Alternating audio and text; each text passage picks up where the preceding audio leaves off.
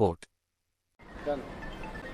आज एक बार फिर गाजियाबाद पेरेंट एसोसिएशन आरटी के दाखिलों को लेकर जिला बेसिक शिक्षा अधिकारी के कार्यालय पर है और आज जो सबसे बड़ा मुद्दा है वो ये है कि मेरे साथ ये अभिभावक अमित कुमार जी साथ हैं।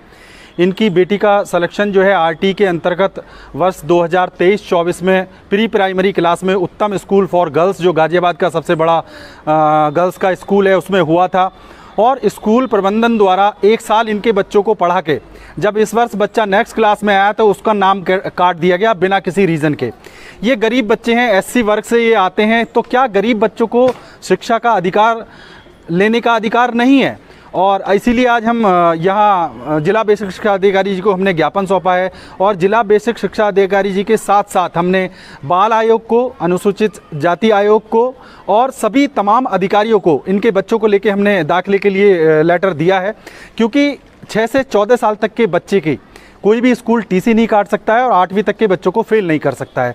उसके बाद भी उत्तम स्कूल फॉर गर्ल्स ने आरटी अधिनियम 2009 का धज्जियां उड़ाते हुए इनकी बेटी का जो है नाम काट दिया गया है। एक तरफ हमारी जो सरकार है वो बड़े बड़े मंचों से बेटी बचाओ बेटी पढ़ाओ का नारा देती हैं, दूसरी तरफ हमारे जो उत्तर प्रदेश के और ज़िले के निजी स्कूल हैं वो इस आरटी अधिनियम 2009 की धज्जियां उड़ाकर इन बेटियों के नाम काट रही है।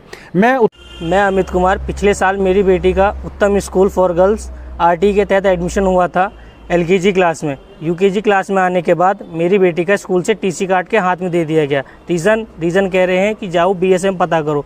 हम बीएसए से पिछले 6 महीने चक्कर काट रहे हैं बीएसए स्कूल में, स्कूल से कोई रिस्पॉन्स नहीं मिल रहा है।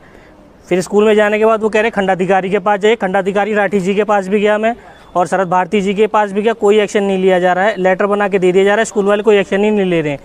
मैं एससी सर मेरा नाम कोमल है और ये मेरा बेटा इंद्रेश। इसका आरटीई की फर्स्ट लॉटरी में नंबर आया था और पिछले 6 महीने से स्कूल वाले हमें परेशान कर रहे हैं। बोलते हैं बीएसए में जाकर पता कीजिए, आपके बच्चे गुरुकुल स्कूल है सर जिसमें बच्चे का नाम भी आया था। हमने सारे कागज़ भी जमा करा दिए, फिर भी उन्होंने अभी तक एडमिशन नहीं लिया है।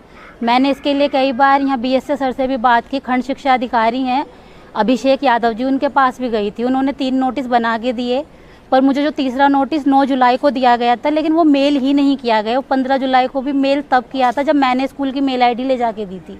और वहाँ की मैडम का कहना है कि बड़ा स्कूल है तो बड़े लोगों के बच्चे पढ़ते हैं, ज़रूरी नहीं है कि आप लोगों के बच्चे उसी स्कूल में पढ़ें।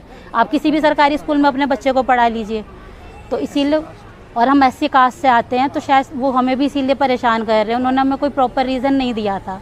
पिछले 6 महीने से भागते हुए उन्होंने अब कहा है कि आपका बच्चा किसी और स्कूल में पढ़ रहा है, इसीलिए हम उसका एडमिशन नहीं लेंगे। तो दर्शकों बने रहिए प्राइम न्यूज़ के साथ और मैं लेता हूँ आपसे इजाजत। धन्यवाद।